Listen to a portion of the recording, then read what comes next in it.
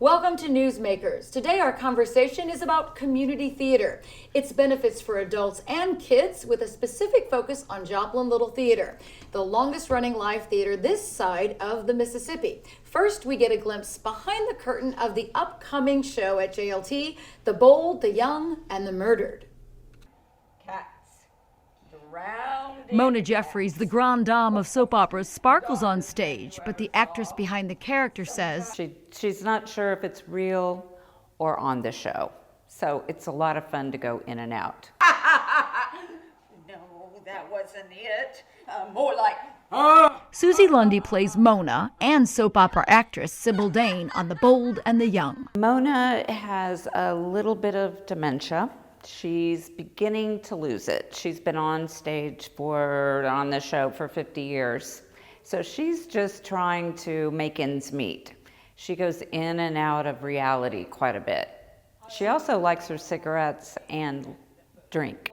It's a show within a show as the soap opera becomes The Bold, the Young, and the Murdered by playwright Don Zolaitis, the latest production at Joplin Little Theater. I grew up with soap operas. My nonni and her 4 Italian sisters would take turns calling to discuss what's going on whichever soap opera it might be. So it's right at home for me to be on the soap opera. The other long-timer on the soap opera is the evil character Valencio di Carpaccio, played by John Burke, played by community theater actor J.D. Dunn, who says it's fun to play the bad guy. Oh yeah, absolutely. Those are the best parts to play. My character has been killed on this show 9 times already, okay? It feels to me kind of like Gru from Despicable Me. He's some of the stuff that he pulls, he thinks he's really getting away with something, Mike Myers evil, and it's just like so ridiculous. So I try not to be too serious with him, but just try to find the fun in that. I think he enjoys himself and finds himself much more evil than probably anybody around him does. In true soap opera fashion, the storylines border on far-fetched. So ridiculous about this, but we're all playing it serious. Like, this is real life. These are things that we would say. Every now and then one of the actors has a moment where they're like, I wouldn't say that line, or this is stupid, or, whatever. But for the most part, even no matter how ridiculous it is, we all believe that, we're really, selling it here. It's so ridiculous. That's what makes it fun, is because it's truly life, but we take it to the next level, making it so much of a spoof on life itself. But when you can laugh at life, life's a little easier to bear. Both say taking part in community theater offers both escape and life lessons. I kind of fell in love with theater in 7th grade. It was like something I found that I could do, that I enjoyed, that I got some positive feedback about. I was always kind of shy growing up, and so being someone else on stage allowed me to kind of express that a little bit. I love my tribe. I love to meet people. I'm a lifelong learner. I can never know enough about theater or life in general. And theater itself teaches you life lessons if you just allow it to. Joining us now to talk about the show are director Marilyn Bolden and actors Michaela West and Jared Little, both Missouri Southern State University graduates. Thank you all for joining us today. Thank you for having us. So one of the questions I have for you all is about your characters, but Marilyn, you start. Why'd you pick this show? Oh, well, as I was perusing through different scripts, I came across this one, and by page 4, I was really laughing. So that I knew that if it got me, it would probably get an audience. And also because I think that, in these times we really needed some comedy. Mm-hmm. And so I thought that this would be an excellent show to just make people laugh and relax. Did you watch soap operas as a kid, or did your parents? What were some of the ones you would have seen? I was not allowed to watch soap operas, but I snuck every now and then. And so I would occasionally watch a soap opera or two, All My Children, One Life to Live, General Hospital. Sounds good. Well, Michaela and Jarrett, you're both a little younger. Were soap operas part of your lives, Michaela? So I did not watch soap operas, but my mom did. So she was a very big soap opera person. So I remember vividly watching,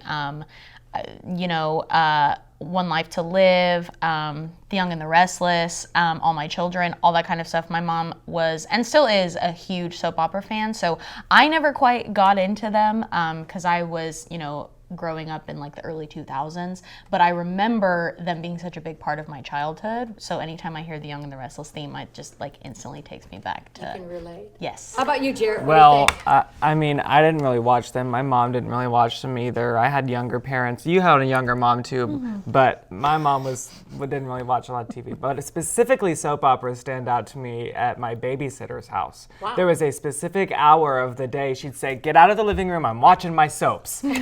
And so then, every once in a while I'd be like, "What is this?" What is a And soap? so now I'm like, it's very funny to think about because they are absolutely ridiculous. They can be. JD told me he watched Dark Shadows, which was one of the ones I had seen growing up, which was about vampires. So that's kind of funny to think that was a soap opera, but it was Yeah. in that time slot.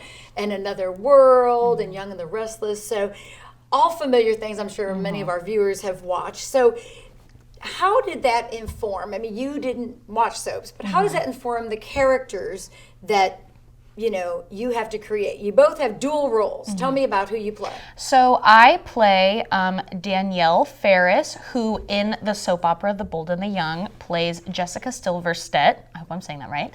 And she is definitely a younger character on the scene. Danielle, my character, is the same age as me, 23, and it's a long-running soap opera, so she's kind of a newbie entering into the world of it. But so she's very green, I guess you could say. But Jessica in it, she's the teenage daughter of two long-running members on the show, and she, has all these back and forth and these antics and these dramatics. And with Danielle, she's very much, she's a little ditzy. She gets around. She has fun. So we have a clip of you being Yes. Jessica. So let's take a listen and a watch to Michaela West, and yours truly is part of this scene along with Jarrett. From the top. And 5, 4, 3, 2. Ah, Jake Strong, how nice of you to join me. What do you want from me, Valizio di Carpaccio? Why are you so suspicious? Can't I invite a friend over for a nice little chat? Sherry? The last time I touched one of your sherries, I ended up in a mental hospital for 3 months. Then you convinced my half-brother to steal my father's fortune. So I think I will decline your sherry this time. 3, 2. You're home. Hello, Mother. I was just cleaning up a bit before dinner. You said you were bringing your new fiance. Clean all you want. It won't make a difference. Sweetheart. Don't you understand, Mother? You've lost. The game is over. I just want you to be happy. Do you? Of course I do, honey. Oh, you've been through so much. The kidnapping by pirates, the mind erasing by that Swedish psychiatrist, and the complete personality change you've undergone. I'm just glad things are back to normal. I'm glad to hear that, Mother. I'd like you to meet my fiancé. Sebastian Strong! Nice to see you again, Eileen. It can't be. This is impossible. We're in love, Mother. We'll be married in 3 days. I can't let you do this. You don't understand who this man is. Oh, Eileen, I've changed. I'm no longer the man who poisoned your goldfish, although their screams were exquisite. Goldfish don't scream. Yours did. You monster. Well, we're back. That was an interesting clip. Let's talk to Jarrett about his 2 characters in the show. Yes, I play 2 characters. You just saw my soap opera character, Bill, who... Sebastian, sorry. Yes, Bill is my original character. I should know this by now. My soap opera character is Sebastian Strong, who is marrying Jessica in the soap opera, but turns out that I am her long-lost... Don't give any spoilers. Yes. Long lost something. Yes. But he's evil. Right? I'm not in this. Never mind. Some of the show I haven't even seen yet.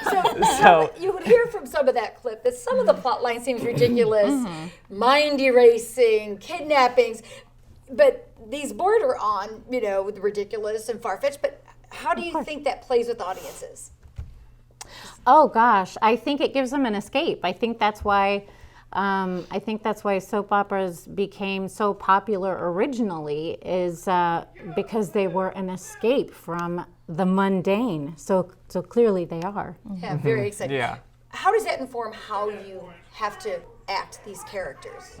I think that they all have to be on a heightened level of drama, and I think you come across that in any theatrical production anyway, but I think especially because of a show within a show, essentially with a soap opera, it's always very dramatic, and it's, I guess, melodramatic, you could say. It's very drawn out, it's very loud, there's a lot of emotions because there's these crazy things going on, and so I think that especially when we're switching between our normal characters and our soap opera characters, you have to be more defined, you have to be more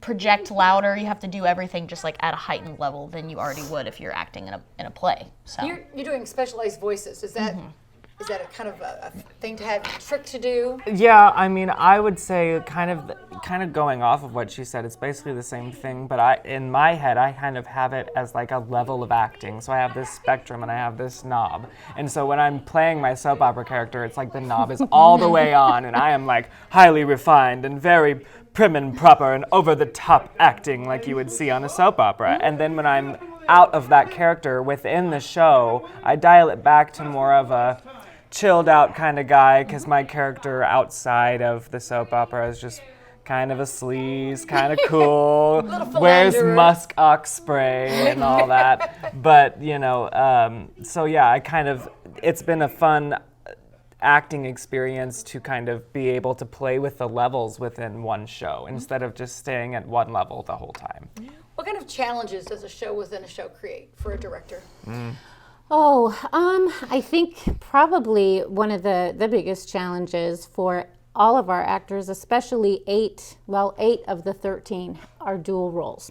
So they are their soap opera character, and then they are the character behind the soap opera. So there needs to be a sharp contrast between the two, which involves body movement and vocal timbre and all of that. So I think that's probably one of the biggest challenges, but they have all really done fantastic at that. They've all worked at it. We saw in the video that there's multiple sets kind of on one set. You didn't have to do set changes, which is a nice thing to not have to worry about, but you're having to worry about a cameraman, so to speak. Correct. Tell us a little bit about that. For our set, it's similar to an actual soap opera set. And so, you can see the mics, you can see the lights, and then you have, a kitchen, a living room, a hospital room. But what our actors have to remember is that they're not only making sure the audience in the theater can see them, so they cheat out for that, they make sure their profile is good and their sightline is good, but also we have a cameraman, so they have to, if it doesn't look realistic, if they're not being ready to be filmed. Playing for the camera. Playing for the camera, exactly. They're So they close up, have to Mr. be Janelle. aware of both. So there's all kinds of work that goes into it. Staging. Well, you guys are great. Tell us about the dates and the times and how people can get tickets to the show. Tickets on joplinlittletheater.org, November 16th through 20th, 7:30 p.m. for 16th through 19th. 20th is a matinee at 2:30. Excellent. And then tickets go online. They can call the box office. That's 417-623-3638. Yep. So all of you, I just want to ask quickly, why do you like to do community theater? Start with you, Marilyn. Oh, wow. I wouldn't know what to do with myself without either acting or directing or being some part of community theater, because it's all I've known since I was a little kid. So I think giving back to the community and telling them a story maybe that they've never heard before. That's what does it, yeah. What about you guys? I just love getting to meet new people and having entirely new experiences. I've been doing this a while, and I did high school all throughout theater, but there's something so rewarding about genuinely, I mean, it's called community theater for a reason, putting together a show with a community of people, a group of people, some that you are working with for the first time, some that you continue to go back to, but either way, it's really fun to get to be a part of it. And it's always really fun when people point out, hey, you were in such and such show a few years ago at Joplin Little Theater, or vice versa, stuff like that. So I think that's my favorite part, is the community of it. Right. Jared. Yeah, it's absolutely, I was going to say it's all in the name, but and I'm a music guy, so I usually do like musicals and stuff, and so usually music is involved with the things that I do, and that's kind of what I hold on to. But this is my first play in the community theater. I did a play in high school, but this is my first straight play, no music production or anything like that, and I can say that it's still got that aspect of community and cohesion that we all love to see in theater. So I'm excited for everyone to see the show because it's evident within our show that it is there. And you get to have fun. Yeah, Get a absolutely. few laughs. Yeah, a lot. Oh yeah. Well, thank you, Marilyn, Michaela, and Jared. Break a leg, and thank you all for joining us. Thank you. When we come back, we will be joined by the current president of Joplin Little Theater, Sean Conroy, to talk about the rest of the 2022-23 season and recent renovations.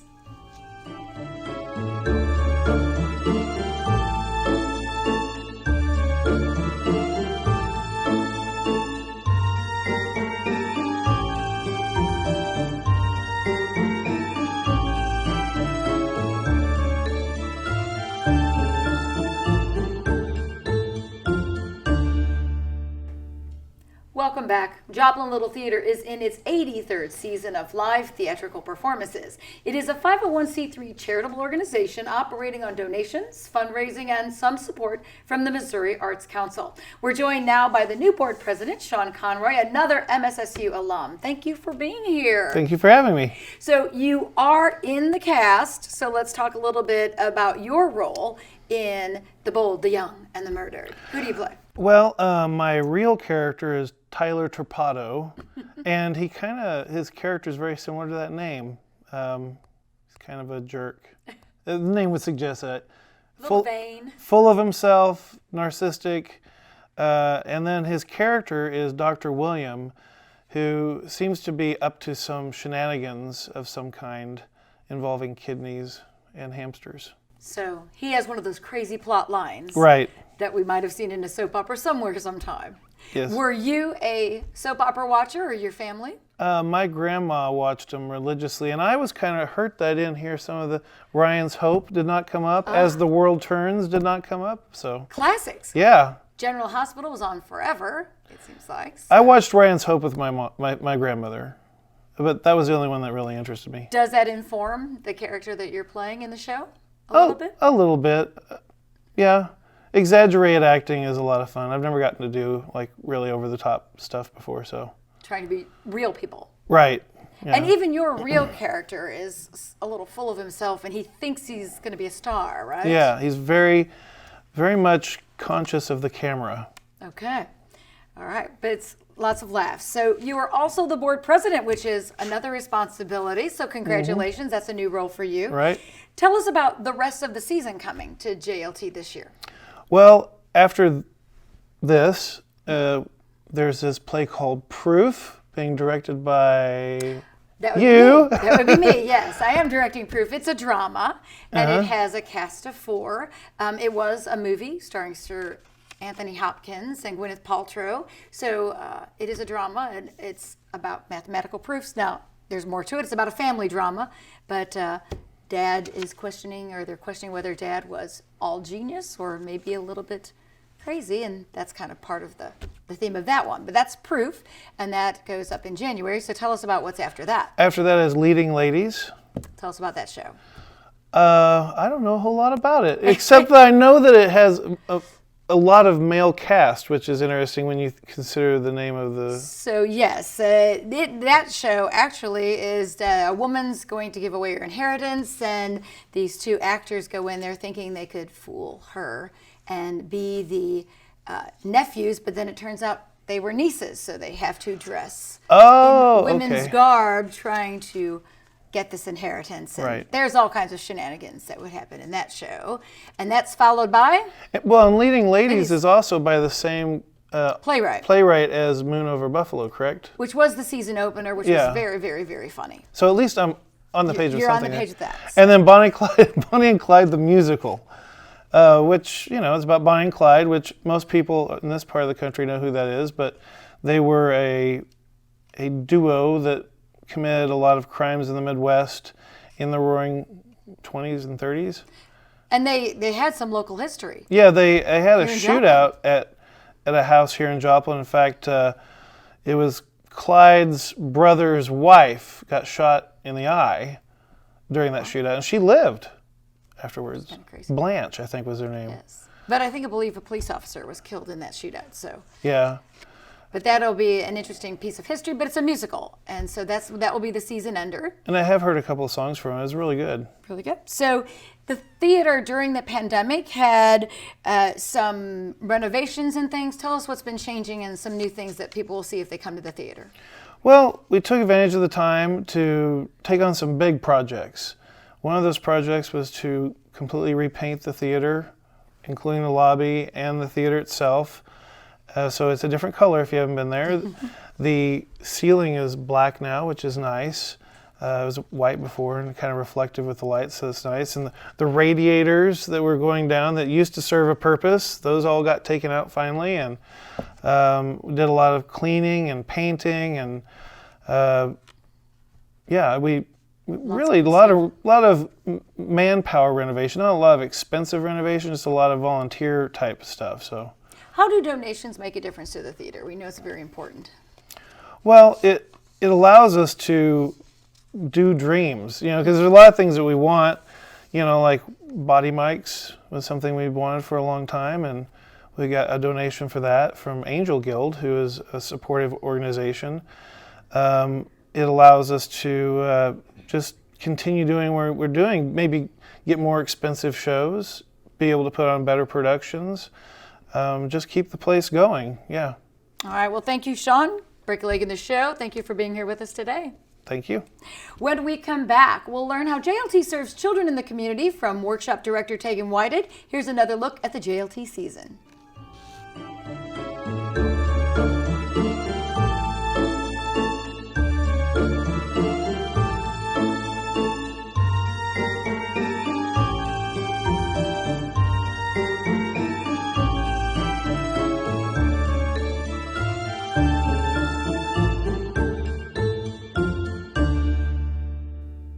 Welcome back. Each summer, Joplin Little Theater holds a summer workshop for kids. Joining us with more information on that is Tegan Whited, the director, and also a Missouri Southern State University alum. Thanks for joining us. Thank you for having me.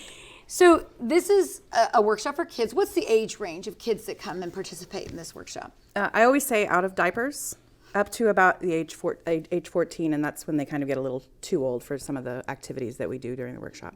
And are there different activities for different age kids? Yes. We separate them into groups so that they're kind of in their same age group as they go through the week. So. And then sometimes you have themes. So is there a certain theme set for this summer yet?